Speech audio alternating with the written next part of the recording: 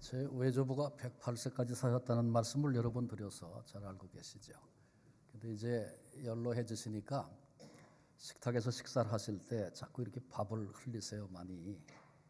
저희 아버님은 장인 장모님을 평생 모셨거든요. 저희 아버님이 옆에서 아버지 왜 이렇게 자꾸 음식을 흘리세요? 접시를 좀 가까이 놓고 식사하세요. 이런 말씀을 자주 하셨어요. 이제 할아버지가 돌아가시고 그다음에 아버님이 이제 점점 연세가 더 많아지는데 동생 집에 밴쿠버에 제가 갔더니 아버님이 밥을 흘리시는 거예요. 그러니까 제 동생이 아버지 할아버지한테 맨날 밥 흘린다 그러시더니 왜 밥을 이렇게 흘리세요? 접시를 좀 가까이 놓고 식사하세요. 그러더라고요, 동생이. 근데 요즘에 제가 밥을 흘립니다. 근데 한 가지 다른 거는 저는 흘린 줄 알아요. 그래서 집에서도 줍고 식당에서도 아유 흘렸네 그러고 얼른 줍고 그런데 조금 더 시간이 지나면 흘린 줄도 모를 겁니다. 그러면 이제 제 아들이 제게 아버지 접시 좀 가까이 놓고 먹어요. 이렇게 얘기할 거 제가 틀림없이 압니다. 왜 이 말씀을 드리냐 하면 사람은 결국 똑같습니다. 그리 다를 것이 없다 그런 얘기입니다. 육체적으로만 그런 것이 아니라 영적으로도 그와 같은 하나님 앞에 그런 존재, 그것이 인생입니다. 로마서 3장 10절 이하에 보면 의인은 없나니 하나도 없으며 깨닫는 자도 없고 하나님을 찾는 자도 없고 다 치우쳐 함께 무익하게 되고 선을 행하는 자는 없나니 하나도 없도다.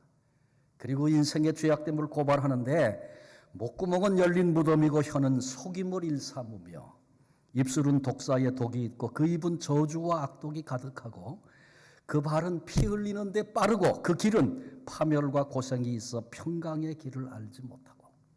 성경은 우리 인생이 다 이와 같다고 말하고 있습니다. 그렇습니다. 우리 인간은 버려두면 자연적으로 그렇게 되어가는 방향이 있습니다. 육체적으로는 세월의 영향을 받습니다. 그래서 노화가 찾아오고 나이가 들면 평준화된다 그래요. 그래서 젊어서는 인물이 잘나니 못나니 그러지만 나이가 어느 정도 들면 말이죠. 잘난 사람이나 못난 사람이나 똑같다는 겁니다. 외모만 그런 것이 아니라 지식이 많고 적음도 평준화가 되는 시절이 반드시 그런 세월이 우리에게 다가온다는 것이죠. 가진 것, 소유에 대한 것도 마찬가지고 모든 것이 동일해지는 때가 오는 것입니다. 정신적으로도 그렇습니다. 환경의 영향을 받아서 수많은 고정관념이 선입관이 우리 속에 가득 차 있는 그런 인생이 돼버리고 맙니다. 우리가 앞장에서 바울이 예루살렘에 올라왔죠. 성전에 들어갔을 때 만났던 유대인으로부터 이제 고발을 받고 바울이 흥분한 유대인들에게 성전에서 끌려나가서 그를 죽이려고 했던 유대인들의 그 폭거를 우리가 이미 살폈습니다. 그때 그 소식을 듣고 급히 달려왔던 천부장이 바울을 구출해내죠. 그리고 바울이 천부장에게 얘기를 하고 자기를 변호할 기회를 얻어서 어제의 자신은 어떤 사람이었으며 오늘의 자신은 어떠한 자인가를 확증하여 설명했던 그런 말씀 우리가 함께 나눴습니다. 그리고 이제 22장에 그 얘기를 이제 바울이 한 거죠. 어제의 어제의 자신, 오늘의 자신 얘기했죠. 그런데 이런 바울의 이야기를 듣던 유대인들이 극도로 분노하게 됩니다. 치를 떨면서 이런 자는 세상에 없애버리자, 살려둘 자가 아니라 떠들며 옷을 벗어던지고 티끌을 공중에 날리니. 폭도들의 소동을 묘사해주고 있습니다. 설치고 날뛰는 군중들의 그 모습을 아주 현장감 있게 본문이 묘사해주고 있습니다. 죽일 듯한 기세로 바울을 향하여 대들고 있는 것입니다. 자, 유대인들이 왜 이렇게 반응을 했을까요? 22절이 이렇게 시작됩니다. 이 말하는 것까지 그들이 듣다가. 그러면 마지막까지 들었던 이야기는 무슨 얘기입니까? 바울이 도대체 무슨 말을 했기에 유대인들이 이렇게 분노해서 그를 죽이겠다고까지 하는 것입니까? 바울이 주님께서 하신 말씀을 증언했습니다. 그대로. 그 말씀 뭐예요? 떠나가라. 내가 너를 멀리 이방인에게로 보내리라. 바울을 이방인에게로 보낸 것은 주님의 뜻이었습니다. 그건 주님의 말씀이었습니다. 그런데 주님 말씀대로 그렇게 했던 그 바울을 죽여 없애겠다는 그런 유대인들, 주님을 대적하는 사람들, 사실은 없어져야 할 대상이 아닐까요? 그렇다면 여러분, 이스라엘 민족 선민 아닙니까? 선민 이스라엘이 왜 이토록 주님의 뜻과는 완전히 반대로 말을 하고 행동하는 그런 사람이 되어버렸습니까? 그것은 그들이 가지고 있는 선입관 때문에 그런 것입니다. 그러니까 선입관이라는 건 참 무서운 거죠. 할아버지가 아버지에게 가르쳤어요. 아버지를 보면서 아들이 배웠어요. 아들이 손주에게 가르칩니다. 유대인으로 태어났다고 하는 환경 속에서 그들이 살아가면서 그들 가슴 속에 이런 선입관들이 쌓여서 가득 차게 된 것입니다. 유대인들은 자녀 교육에 탁월한 사람들입니다. 세계적으로 연구의 대상이 될 만한 그런 사람들입니다. 그런데 잘못된 선입관을 가지고 자녀들을 양육하고 가르친 데 문제가 있었던 것입니다. 그래서 그 분위기에서 유대인으로 유대인으로 태어나는 것은 아무도 자기가 선택한 거 아니죠. 근데 유대인이 되었기 때문에 저절로 그런 훈련을 받고 그런 분위기에서 자라면서 선입관으로 똘똘 뭉친, 그들이 가지고 있는 선입관이란 하나님의 사랑조차 거절해버리고 거부할 정도의 그런 무서운 선입관으로 그렇게 자리를 잡게 된 겁니다. 그런데 여러분, 그것은 사도 바울도 마찬가지였습니다. 바울도 그렇게 유대인으로 태어나서 그렇게 성장하면서 하나님의 가장 큰 사랑 메시아 예수 그리스도를 거부하고 그를 증거하는 사람들을 잡아 죽이는 일에 앞장을 서며 그것이 하나님의 영광을 위한 것이라고 큰 착각을 하면서 자기도 그렇게 살았던 사람입니다. 하나님이 눈을 열어주시니까 비로소 이것이 얼마나 어처구니 없는 선입관이고 잘못된 것이었는가를 비로소 깨닫게 된 것이죠. 우리는 이미 살폈습니다. 하나님께서 베드로에게 환상을 주셨죠. 그를 고넬료에게 보내시려고 하는 하나님의 마음이었습니다. 몇 차례 환상을 보고도 난 이런 건 절대로 먹지도 않았고 먹을 수도 없다고 그렇게 거부하던 베드로의 모습을 기억하십니까? 하나님이 그 사건을 통하여 그의 눈을 열어주시고서야 비로소 이방인의 집에 가서 그에게 복음을 전했던, 그래서 성령이 그 가정에 임했던 하나님의 역사에 그가 쓰여지게 된 것을 우리는 말씀을 통해 봤습니다. 그래요. 위로부터 하나님이 은혜를 주시지 않으면, 눈을 열어주시지 않으면 보여지지 않고 결코 바뀌지 않고 알 수 없는 그런 선입관들이 유대인에게도 있고 우리에게도 있는 것입니다. 유대인들이 가진 잘못된 선입관은 뭡니까? 이방인에게 복음이 흘러가면 안 된다는 것입니다. 이방인들이 구원받으면 안 된다는 것입니다. 이 얘기는 우리가 들을 때 전혀 잘 이해가 안 되는, 어떻게 그 사람들이 그렇게 생각하나 그렇게 마음이 들겠습니다마는 유대인들에게는 이건 아주 심각한 문제입니다. 자신은 비록 복음을 거부할지라도, 받아들이고 수용하지 않을지라도, 그럼에도 복음이 이방인들에게 흘러가는 것 절대로 그럴 수 없다는 것입니다. 참 메시아라면 이방인을 구원해서는 안 된다는 것이죠. 복음이 이방인에게로 흘러갈 수 없다. 한마디로 말하면 악한 것입니다.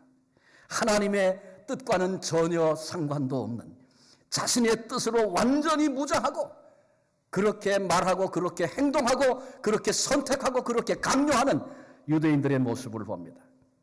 그런데 주님께서 바울을 이방인에게로 보내셨다. 이 얘기 들으니까 참을 수가 없는 겁니다. 자존심의 상처를 입었다는 것입니다. 시기와 질투가 가득해서 분노를 품게 된 것입니다. 이런 악함이 실제로 바울을 죽이려 한 것입니다. 바울이 말했던 논지는 이런 겁니다. 이방인이나 유대인이나 동등하다는 것이죠. 그러므로 유대인이 받은 율법 없이도 이방인들이 구원받을 수 있다. 예수 그리스도의 십자가로, 구속의 은혜로. 여러분, 유대인들이 가장 자랑하고 긍지를 갖는 건 뭐라 그랬죠? 선민이다. 하나님께 선택받았다. 두 번째는 뭐예요? 모세를 통하여 하나님이 주신 율법을 가진 백성이다. 마지막 세 번째는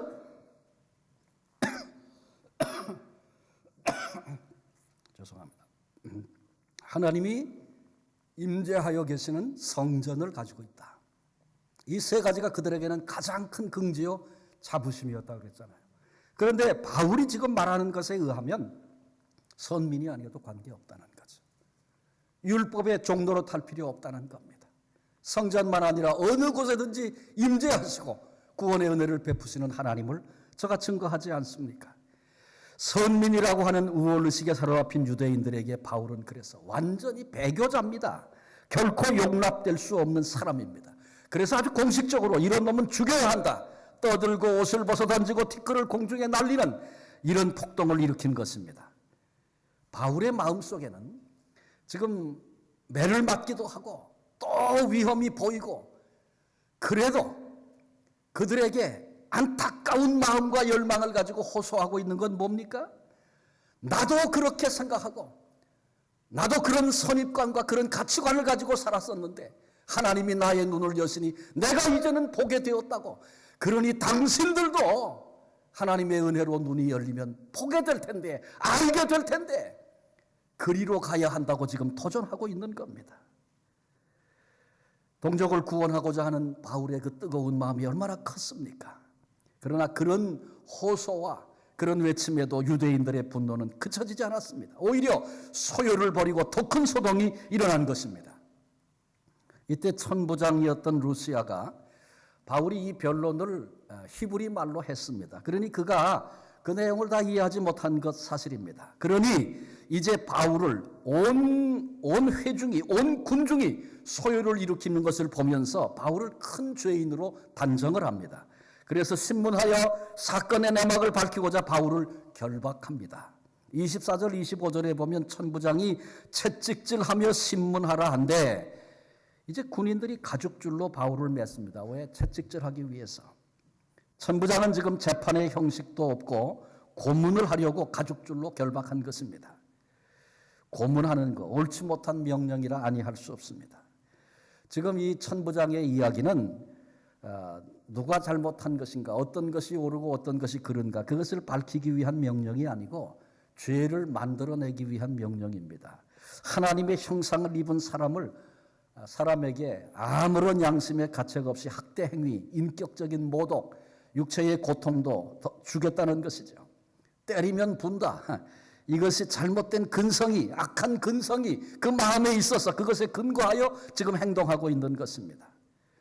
사실 이 천부장은 이스라엘의, 그리고 특별히 예루살렘의 안녕과 질서를 책임진 사람입니다.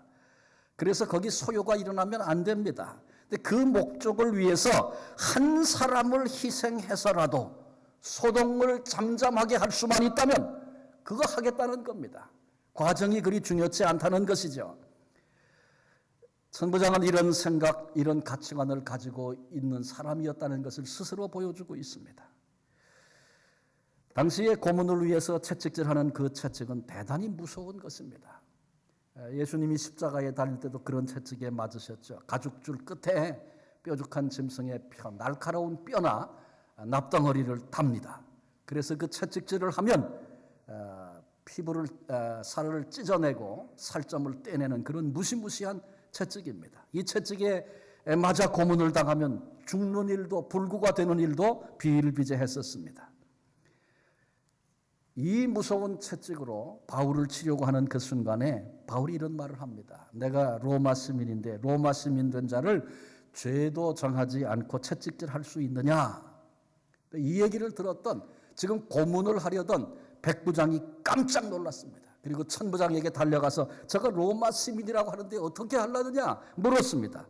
그랬더니 천부장이 직접 바울에게 와서 내가 로마 시민이냐 물었고 사실을 확인하고, 그리고 그를 결박했다는 사실 때문에 두려워하게 되었다고 본문이 말하고 있습니다. 당시에 로마 시민권자들에게는 대단한 특권들이 있었습니다. 여러 가지 많이 있지만 몇 가지, 세 가지만 좀 말씀을 드린다면, 첫째는 로마가 로마 시민권자에게 노예를 줬다 그래요. 몇 사람의 노예를 줬는데, 그 노예 몇을 줬다는 것은 기업을 줬다는 것과 마찬가지입니다. 노예가 평생 생명을 다해서 그 집안을 위해서 일하고 그 집안으로 먹고 살고 누리게 하는 거 노예가 해야 하는 일입니다.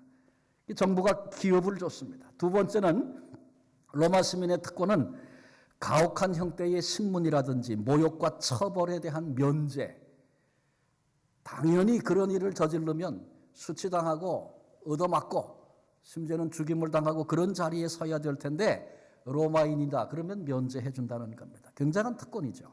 또 한 가지 중요한 게 항소권입니다. 그건 뭐냐 하면 지역의 행정관이나 집정관이 판결을 합니다.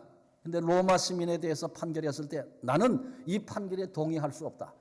로마 황제에게 내가 판결을 받겠다. 이렇게 얘기하면 예외 없이 로마 황제 가이사 앞에 설 수 있습니다. 그리고 자기의 억울함을 얘기했을 때 만일 그 황제가 그 사람이 판결한 게 맞구만 그렇게 되면 뭐 별 문제 없이 그대로 집행이 되겠지만 당신 얘기를 들어보니까 억울한 게 많다. 이건 잘못된 판결이다. 이렇게 황제가 말하면 말이죠. 이 로마 시민에 대해서 판결했던 그 행정관이 큰 불이익을 당하게 됩니다. 자기 직책을 뺏기기도 하고 그 밖에 다른 많은 불이익을 당하도록 되어 있어요. 그래서 재판하고 판결하는 책임을 맡은 자가 로마인을 판결해야 할 때는 굉장히 조심하게 되고 함부로 처리하거나 판정할 수 없습니다. 왜냐하면 그게 자기의 미래와 관련이 있기 때문에 로마 황제에게 내가 상소하겠다, 항소하겠다. 그러면 그 길로 가야 되기 때문에 그런 위험이 있어서 굉장히 조심을 했습니다. 근데 바울이 로마 시민권자입니다. 우리 기억하죠? 빌립보에서 감옥에 갇혔어요. 매 맞고 감옥에 갇히고. 근데 그 밤에 찬양할 때 하나님께서 옥문을 여시고 간수장이 죽으려고 자결하려고 할 때 우리가 여기 있다. 깜짝 놀라서 선생들아 우리가 어찌하여 구원을 받을까? 그래서 그 가정에 구원이 임하고 하나님이 역사했던 사건을 이미 살폈습니다. 그 다음날 관리들이 내보내라. 그렇게 얘기하니까 바울이 그때 말했어요. 내가 로마 시민권자인데 시민권자를 죄도 묻지 않고 옥에 가두고 때리고 이제는 그냥 가라고 하느냐? 와서 사과하고 친히 안내해서 내보내지 않으면 난 못 간다. 그래서 그 사람들이 놀래서 달려와가지고 그를 내보냈던 이야기 이미 우리가 살펴보지 않았습니까? 오늘 본문에도 마찬가지입니다. 천부장 그를 통해서 하나님께서 마침내 보호를 받게 하시고 그가 시민권자라고 하는 이유 때문에 어디까지 갑니까? 로마까지 가죠. 그게 바울의 꿈 아니었습니까? 하나님이 그런 놀라운 섭리로 바울을 안내하셔서 그래서 여비도 하나도 안 들고 로마 군인들이 안전하게 지키면서 그러면서 로마까지 가는 이야기를 우리가 이제 앞으로 살피게 될 것입니다. 하나님은 로마 시민권자였던 바울을 택하셔서 그로 이방인을 위하여 사역하게 하셨습니다. 그 과정에 많은 어려움과 아픔이 있었지만 그럼에도 불구하고 그 속에 하나님의 경륜이 있었기 때문에 사명과 사역을 감당하는 일에 이 시민권자라는 것이 아주 좋은 도구로 사용이 된 것을 봅니다. 우리 같은 경우도 마찬가지죠. 북한에 들어갈 때 저도 처음에 영주권 가지고 북한에 들어갈 때 굉장히 불안했었습니다. 그리고 또 그 사람도 알아서 여권에다가 출입국 도장을 안 찍더라고요 보니까. 그런데 시민권 받고 나니까 들어가는 일이 훨씬 더 자유로워졌고 또 제 마음도 편해지고 그래서 그것이 선교의 좋은 도구가 될 수 있는 것이죠. 그런데 뭐 캐나다 시민권만 그런 것이 아니고 하나님께서 하나님 나라를 위해서 우리 속에 예비해 주시고 잘 사용될 수 있는 그것이 선교의 좋은 도구가 될 수 있는 그런 것들을 개인에게도 가정에게도 교회에도 주셨다는 것입니다. 그래서 복음의 통로가 되기를 하나님이 원하시는데 하나님이 내게 주신 좋은 경험, 내가 알고 있는 것, 훈련된 것, 내가 가지고 있는 것, 하나님 나라와 선교를 위해 귀하게 사용될 수 있는 것들을 하나님이 경륜 속에 우리 속에 심어주셨는데 그것을 알지 못하고 기억하지 못하고 땅에 묻어두는 그런 어리석음을 범해서는 안 된다. 그런 말씀입니다. 그러나 사도 바울이 정작 자랑스럽게 여기고 의지했던 것은 로마 시민권이 아니고 천국 시민권이었습니다. 빌립보서 3장 20절에 보면 그러나 우리의 시민권은 하늘에 있는지라 거기로부터 구원하는 자 곧 주 예수 그리스도를 기다리노니. 만약에 바울이 로마 시민권 믿고 오늘까지 살았다면 빌립보에서 잡히는 순간에 나 로마 시민이다. 그리고 오늘 본문에도 붙들리자 말자 천부장이 왔을 때 나는 로마 시민이다. 그거부터 밝혔을 거예요. 그거 의지했다면 그렇지 않았습니다. 만약에 처음부터 로마 시민인 것을 밝혔다면 군중들 앞에서 하나님의 말씀을 선포하고 외칠 수 있는 기회도 갖지 못했을 수 있어요.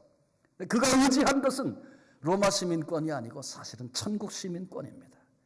우리의 시민권은 하늘에 있다. 빌립보서에 보면 빌립보 성도들에게 그렇게 말하고 있어요. 빌립보 시민들, 로마로부터 멀리 떨어져 있다 할지라도 여전히 로마 시민으로서의 특권을 누리고 있는 것처럼 성도들이 비록 이 땅에서 외국인과 나그네로 산다 할지라도 여전히 우리는 하늘에 소속된 천국 시민이라는 거 기억해야 합니다. 한국 국적을 가졌느냐, 캐나다 시민권자냐, 뭐 이런 것보다 훨씬 더 크고 값지고 영원한 것이 천국 시민권, 하나님 나라의 백성이라는 것입니다. 따라서 성도란 지금 이 땅에 지상에 살고 있지만 하늘의 시민권을 가진 자들이기에 하늘나라의 시민으로서 모든 책임과 의무를 기쁨으로 감당하고 그것을 즐거워하며 오늘을 살 수 있어야 합니다. 우리의 관심을 하늘에 두고 사는 것은 성도들의 중요한 삶의 방식입니다. 진정한 구속자이신 우리 주님께서 다시 오시는 그날을 기다리며 죄의 세력으로부터 완전히 해방이 되고 하나님이 계획하신 완전한 구원을 맛보는 그날을 기다리며 살아야 합니다. 우리 주님께서 그런 약속의 말씀을 주셨어요. 그 나라와 그 의를 구하라. 그리하면 이 모든 것을 너희에게 더하시리라. 너희가 하나님의 자녀, 하나님의 백성 된 것을 알고 천국 시민으로 살면 먹을 것, 입을 것 하늘 아버지가 아시고 공급하시는 그 은혜로 너희가 살게 된다. 안심해도 좋다. 그런 말씀을 주님이 하신 것입니다. 뿐만 아니라 천국 시민은 특별한 방식으로 하나님이 보호하십니다. 아브라함에게 하나님이 복의 근원이 되라고 비전도 주시고 그와 약정하시면서 너를 저주하는 자를 내가 저주하고 너를 축복하는 자를 내가 축복하리라. 이런 말씀을 하신 적이 있어요. 근데 이 언약의 말씀은 내가 너를 특별한 방식으로 보호하고 지키겠다. 그런 약속의 말씀입니다. 그런데 여러분, 아브라함과 약속을 맺으시고 아브라함을 지키신 그 하나님의 손길이 오늘 이 땅을 살아가는 천국 시민으로 이 땅을 살아가는 성도들을 오늘도 보호하시고 지키신다는 것을 믿으시기 바랍니다. 천국 시민 성도들에게는 항소권이 있습니다. 그래서 세상에서 무슨 판결을 내리고 어떤 억울한 일을 당해도 우리는 그 모든 것들을 누구에게 고할 수 있어요? 여호와 우리 하나님께 고하고 아뢰을 수 있습니다. 하나님의 판결은 언제나 의롭습니다. 로마 황제에게 갔는데 로마 황제가 그릇된 판결 얼마든지 할 수 있습니다. 그러나 우리 하나님은 우리 속에 있는 자그마한 억울함도 불이익도 다 보시고 아시고 의로 갚아주시고 판결하시는 그런 하나님이십니다. 이런 놀라운 특권이 성도된 우리에게 천국 시민권을 소유한 우리들에게 있다는 사실을 기억하시기를 바랍니다. 이렇게 생각하는 사람들이 많아요. 천국 시민권, 그건 죽고 나서 천국 가서야 효력을 발휘하는 거다. 이 땅에서는 별로 도움이 안 된다. 상관이 없다. 그렇게 생각하는 사람들이 많아요. 여러분, 만일 그런 생각을 가지고 성도들이 오늘 이 땅을 산다면 그건 굉장히 불행하고 비극적인 일입니다. 놀라운 특권을, 은혜를 주셨는데 그걸 모르고 그걸 누리지 못하고 나와 상관없는 그런 삶을 살아버리고 마는 것입니다. 오히려 이 땅에서 천국 시민이기 때문에 하나님이 지키시고 이루실 그 일들에 대하여 기대하고 소망하고 그것을 내 기쁨으로 맛보며 누리며 오늘을 살아야 하는 것입니다. 어떻게 천국 시민 된 것을 누릴 수 있습니까? 거룩한 상상력을 활용하라. 그렇게 한번 말씀드려보고 싶어요. 거룩한 상상력. 그게 뭘까요? 이 땅을 살아가면서 성도된 우리에게도 세상 사람들과 똑같은 어려움과 고난이 있습니다. 육신의 병이 들기도 하고 믿음 좋은 사람에게 암이 찾아오기도 합니다. 그런 것이 인생의 삶입니다. 그런데 그런 문제가 찾아왔을 때 걱정되는 거 묵상하고 암도 묵상하고 질병도 묵상하고 망하는 거 묵상하고 두려워하는 거 묵상하고 실패하고 다 끝난 내 인생을 자꾸 생각하고 묵상하는 사람은 어리석은 사람입니다. 이건 불행한 상상이고 더러운 상상이고 그렇습니다. 그 뒤에는 사탄이 있어요. 너 다 끝났어. 이렇게 우리를 미혹합니다. 눈앞이 캄캄해지게 만듭니다. 아무런 기대도 소망도 없는 자로 만들어버립니다. 그건 뭡니까? 하나님에 대한 기대를 놓치게 만드는 거죠. 하나님과 상관없는 자리에 서게 만드는 것입니다. 그런 생각, 그런 상상력은 단호하게 끊어버려야 합니다. 오히려 하나님의 약속의 말씀을 묵상해야 합니다. 그가 채찍에 맞음으로 너희가 나음을 입었도다.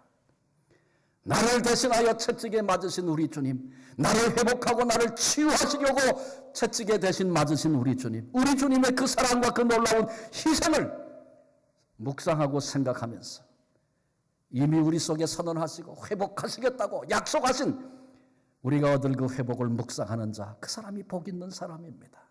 이 땅을 살아가면서 경제적인 어려움이 우리를 누를 수도 있습니다. 영적인 빈곤이 우리를 찾아올 수도 있습니다. 나라고 하는 존재가 이런 존재밖에 되지 않는가? 그래서 스스로에게 절망하고 좌절하는 순간이 우리에게 옵니다. 그러나 그때 그것을 묵상하는 자가 아니라 본래 부요하신 그가 가난하여 지심은 너희로 부요케 하심이라. 우리 주님은 부요하신 분이셨습니다. 그런데 우리 주님이 친히 가난해지심을 선택하셨습니다. 왜? 우리를 부요하게 만들어 주시려고. 여러분, 이것은 이미 예수 그리스도 안에서 우리에게 주어진 하나님의 은혜인 줄로 믿습니다. 그 하나님의 사랑을, 그 은혜를 여기서 묵상하고 그려보고 그것이 이루어진 내 미래를 바라보라는 것이죠. 예수님으로 인해서 부요해진 우리의 모습. 그래서 오히려 일어나서 힘들어하는 사람을 붙잡아주고 이렇게 세워주고 나눌 수 있는 그런 힘이 내 안에 충만해서 예수님 때문에 그 길을 가고 있는 나의 그 거룩한 모습을 상상하라는 것입니다. 하나님 나라의 영광스러움, 우리가 받고 누릴 그날의 그 기쁨을 거룩한 상상으로 날마다 묵상하라는 것입니다. 그래서 성경은 우리에게 믿음은 바라는 것들의 실상이라고 가르쳐주고 있습니다. 거룩한 상상이 시작되면 우리 안에 용기가 생깁니다. 속에서부터 힘이 올라옵니다. 그것이 원동력이 되어져서 끝까지 그 길을 가며 승리할 수 있게 되는 것입니다. 바울의 삶이 그러했습니다. 가는 곳마다 해도 너무하죠. 한 군데도 영접하고 환영하지 않고 가는 곳마다 유대인들이 일어나서 못살게 굴고 죽이려고 하고 때리고. 그러나 바울은 뭐라고 말합니까? 결박만 아니라 예수 그리스도를 위해서, 복음을 위해서 죽을 준비가 내게는 돼 있다. 그리고 예루살렘에 올라오지 않았습니까? 어떻게 그럴 수 있습니까? 여러분, 우리가 인생을 살면서 내게 다가오고 있는 조그마한 위험이라도 미리 알고 있으면 얼마나 두렵습니까? 그런데 죽음이 두렵지 않다고요? 어떻게 그럴 수 있습니까? 그는 이 모든 길을 다 걸어가 저 마지막에 하나님 앞에 서게 될 영광스러운 그날이 그의 눈에 보여지고 그것이 상상되기 때문에 그 약속 앞에서 그 미래, 확증된 미래가 내 앞에 있기 때문에 죽을 것도 각오하고 내가 이 길을 간다고 그렇게 고백하고 찬송하며 그 길을 갈 수 있었던 것입니다. 오늘 우리가 살고 있는 이 땅,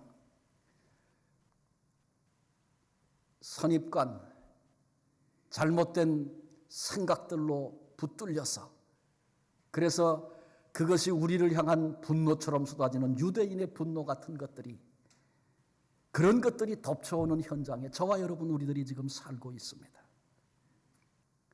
그렇게 되면 죽고, 그렇게 되면 망하고, 그렇게 되면 끝날 것 같은 두려움이 우리에게 밀려올 때가 있습니다. 그 뒤에 사탄이 있다고 그랬죠. 우리 육체를, 우리 정신을, 우리 영혼을 공격해 오고 있습니다. 개인을 공격하고 가정을 공격하고 교회를 공격하고 사회와 나아가 민족을 악한 영들이 그렇게 공격하고 있습니다. 그러나 우리는 두려워하지 말아야 합니다. 절망하거나 포기하지 말아야 합니다. 사탄이 주는 대로 거룩한 상상 더 이상 해서는 안 됩니다. 그런 것들을 끊어버려야 합니다. 사탄의 미혹인 것을 깨닫고 속임수인 것을 깨닫고 오히려 나는 천국 시민권자다. 이것은 단지 내 시민권이 천국에 있다. 그런데 그 시민권을 장롱에 넣어두고 지금은 별로 필요하지 않은 것으로 그렇게 여기며 살아서는 안 된다. 오늘 그 말씀 앞에 우리가 지금 서는 것입니다. 오늘 여기서 하나님의 백성된 천국의 시민된 거룩한 상상력을 동원하며 그것을 오늘 여기서 누리며 살 수 있어야 합니다. 그렇게 될 때 우리 때문에 우리로 인해서 다른 사람들에게 이 은혜가 흘러갈 것입니다. 우리가 그렇게 살면, 그 은혜를 누리고 맛보며 살면 우리의 자녀들에게 이 은혜가 흘러갈 것입니다. 우리의 이웃들, 절망과 좌절에 빠져있는 우리의 이웃들에게 이 은혜가 흘러갈 것입니다. 더 나아가서 열방에도 영향을 미치는, 우린 작은 존재에 불과하지만 천국 시민임을 알고 천국 시민으로 오늘을 살기 시작할 때 하나님이 그 일에 우리를 써주실 것입니다. 이미 주님이 십자가로 이루신 일, 그 은혜를 내 것으로 소유하고 누려야 합니다. 뿐만 아니라 장차 우리가 온전히 변화되어져서 서게 될 그 영광스러움, 하나님이 이루실 그 놀라운 역사, 날마다 확인하고 소망하고 바라봐야 합니다. 예수님은 그런 말씀하셨어요. 기도를 가르쳐 주실 때에 하늘에서 이루어진 것 같이 땅에서도 이루어지기를 원합니다. 그렇게 기도해라. 하나님의 거룩한 뜻이 하늘에서 이룬 것처럼 그건 이미 이루어진 것, 과거로 말씀하셨어요. 그것이 땅에서도 이루어지기를 위해서 기도하라. 시제로 보면 말이죠, 하늘에서는 벌써 하나님의 계획이 다 이루어졌어요. 믿음으로 우리가 그것이 이 땅에서도 이루어지기를 위해서 기도하는 거죠. 그런데 기도만 하는 것이 아니라 그렇게 기도할 때 하나님이 반드시 벌써 이미 하늘에서 이루신 것 이 땅에 이루시는 거죠. 그건 그렇게 나타날 것입니다. 그런데 그것을 믿음의 눈으로 바라보라는 것입니다. 믿음으로 그 역사가 이미 이루어진 것을 지금 여기서 누리라는 것입니다. 이것은 세상 사람들이 알지 못하는, 남들이 모르는 소망입니다. 그 소망이 우리에게 있기 때문에 지금은 사람들에게 우습게 보여질 수도 있어요. 나의 연약함 때문에 수치가 될 수도 있어요.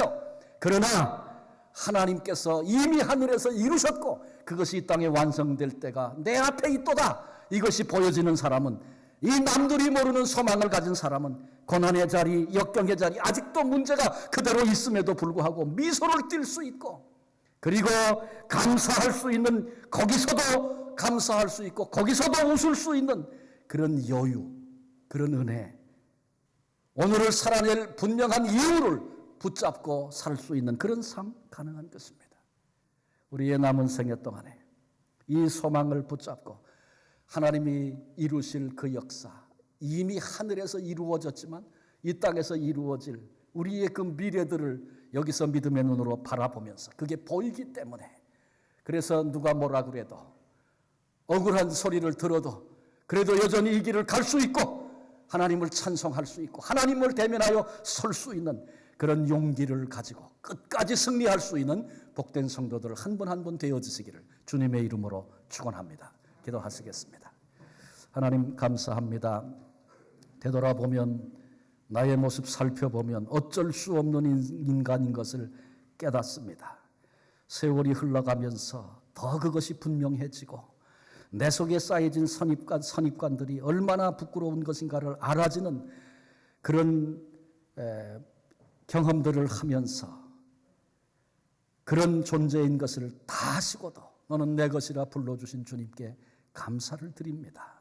그 은혜가 아니었다면 오늘 우리는 여기 설 수 없는 사람들이었는데 하나님의 은혜 때문에, 십자가의 그 사랑 때문에 오늘 내가 여기 있음을 감사로 고백합니다. 이 은혜를 받은 우리들이 장차 이루어질 하나님 나라의 그 아름다운 역사까지도 믿음의 눈으로, 소망의 눈으로 바라볼 수 있도록 주여 우리의 어두운 눈을 열어주셔서 세상의 가치관만 가지고 그것이 전부다라 생각하며 세상 사람들과 별반 다를 바 없는 그런 삶을 오늘 살아가는 이들이 아니라 천국 시민자인 것을 확인하고 천국 시민답게 오늘을 살아낼 수 있도록 성령님 날마다 우리를 거룩함으로 인도해 주시고 그런 상상력을 동원하고 우리 마음이 열릴 때마다 그 세계가 보여져서 오늘 찬송할 수 있는 이 비밀을 하는 하나님의 사람들 다 되게 하여 주옵소서. 십자가를 통하여 우리를 이 복된 자리에 불러주신 예수 그리스도의 이름으로 감사하며 기도하옵나이다. 아멘.